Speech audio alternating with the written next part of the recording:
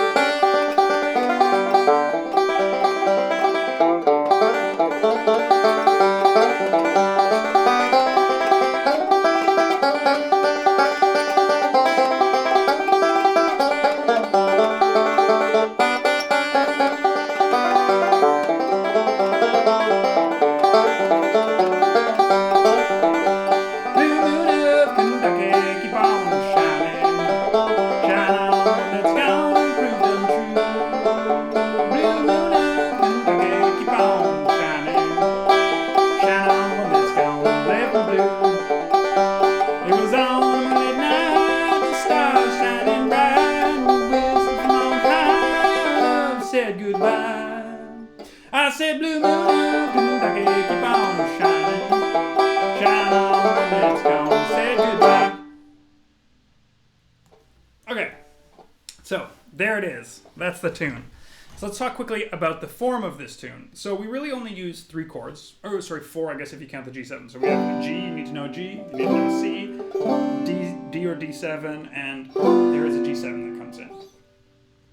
This is standard AABA form, but there's something interesting about this. I think originally, Bill Monroe wrote this tune. I think originally he played it only as a slow waltz, but after Elvis popularized it, where Elvis played it in 3 and then played it in 4, Bill Monroe and basically everybody since has done it the same way, where it's kind of we play it in 3 once or twice, people can take solos if they want, and then we kick it off into 4.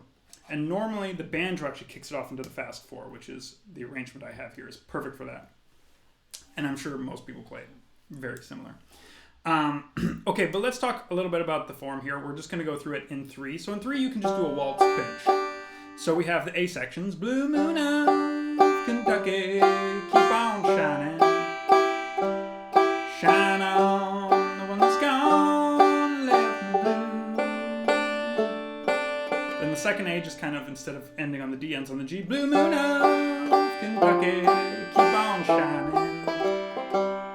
Shine on the one that's gone, and left me blue. Then we have this B section. Now sometimes to go to the B section, you could put a G7 there, that's totally fine. I don't think I have that written. So the B section, it was on a moonlit night, the stars were shining bright, and they whispered from on high, your love. And often here is a shot where people just play the chord and don't do a roll. Has said goodbye. Now notice, there's actually 2 bars of D here, so this is a 5-bar phrase. It's not always this way, but generally when you hear people play it, they put this extra bar. So your love said goodbye, 2, 3, 1. I said blue moon of, back to the A. Love Kentucky, keep on shining. Shine on the one that's gone, left me blue. And said goodbye. I don't know why. I have the hardest time, always get them wrong, even though I'd say I know it in my head. Okay. So that's the form, and you do it in 3, then a banjo kick off, and you do it again in 4, right? So just any of these rolls, thumb alternating, forward, reverse, right, or a pinch pattern. Okay, so now let's talk kind of line by line through the arrangement. Now there's a couple things I'm just going to mention before we get into this. There's a lot of kind of forward roll and Foggy Mountain breakdown roll in this, so it's good practice for that. But it's nice to kind of get used to those patterns. So I'm just going to put those on the screen really quickly. So a forward roll I think of as this. One thing you'll notice we're starting with our thumb each time, right? Thumb, thumb. And the Foggy Mountain Breakdown roll is a little bit different. It's actually the same roll, but we're starting in a different spot. So we start with our index, index, index. And the reason we start with our index is because the very last note of it is the thumb, right? So it's not so important that you actually start the roll with your index. You could start with thumb, thumb, middle, But what's important is any roll that comes after it, you start with your index, right? So if we play, say, for example, the Foggy Mountain Breakdown roll, and then we go to the forward roll, well, now we have to start the forward roll with our index, index. So that's a little bit of a discussion of something that I know a lot of my students have a bit of a problem with this. And this song, this arrangement does it a lot. That's kind of one of the reasons why I built it. So if you're already comfortable with that, this won't be too tough. But if that's something that's tough for you, really watch out with the fingers that I have written, because you have to make sure if you end the bar with your thumb, you have to start the next one with the index.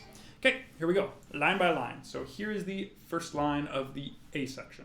We start with this quintessential pickup that is just in every song. Right, here we've got basically a Foggy Mountain Breakdown roll. Now here, this is kind of a weird trick where we're taking a G7 here, and then we're just going down this melody. Ba-da-dum. So just a forward roll. And then we have a C chord with a forward reverse roll.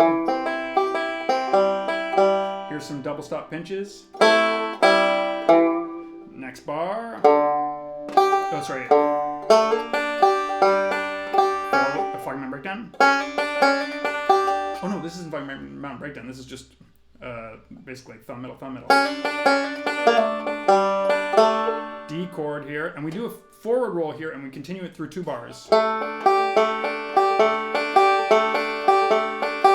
Now, if those 2 bars are tough, because I know some people have a hard time with that, one thing I recommend is just counting 4 through when you go through it. 1, 2, 3, 4. 1, 2, 3, 4. We end on that beat 4. Okay. Switching to the next A here, we have very similar, because the A sections are pretty much the same, but here we start with a like a pinch here, or a double stop.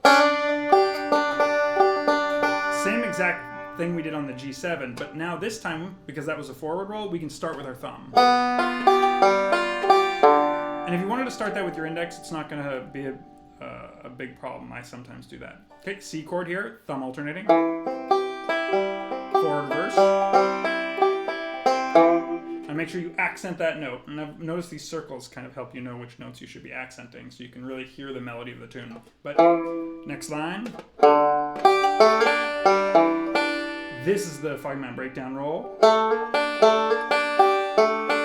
Now notice there, I started with my thumb because it just felt the most comfortable, and I have in the tab starting with the thumb. But because I'm ending with the index finger, this next roll, which is basically a lick, has to start with index. Now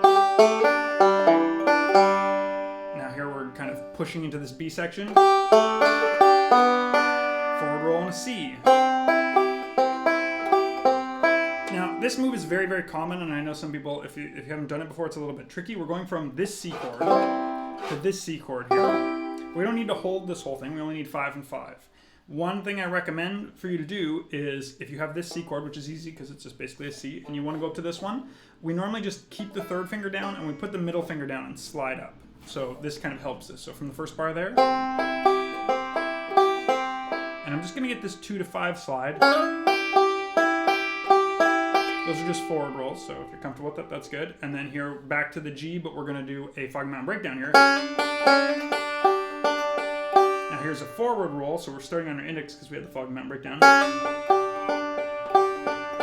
Right? Now we're back to the C. These 2 C bars are basically the same, but now instead of the forward roll, I'm starting with the Foggy Mountain Breakdown roll.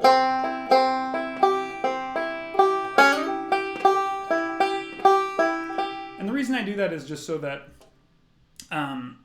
it sounds a little bit different. Like the Foggy Mountain Breakdown roll and the forward roll, just changing one of those rolls makes it sound like we're not just playing the exact same melody twice.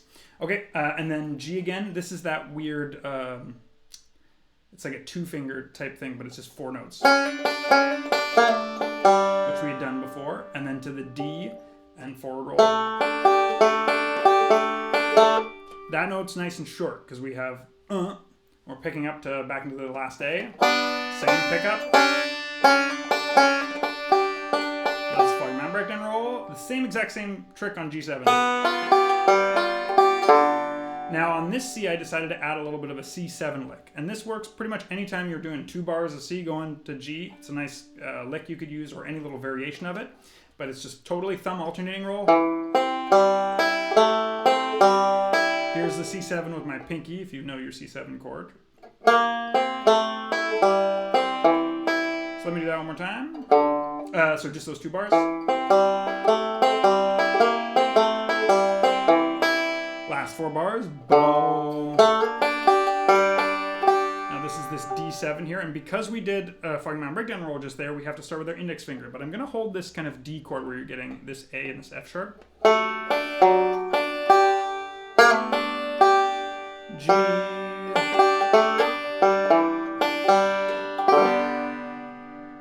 So that's it there, line by line. The last thing I'm going to do here is I'm just going to play through it at a slower tempo so you can watch my fingers and you can try to play along if you'd like to and see the differences.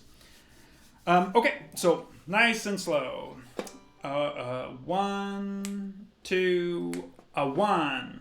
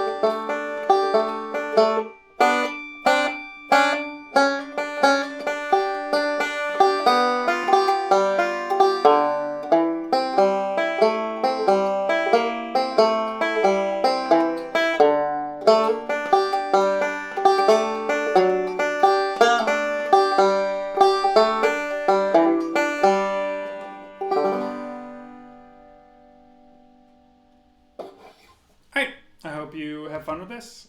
I definitely enjoy playing this tune. So, till next time, have fun.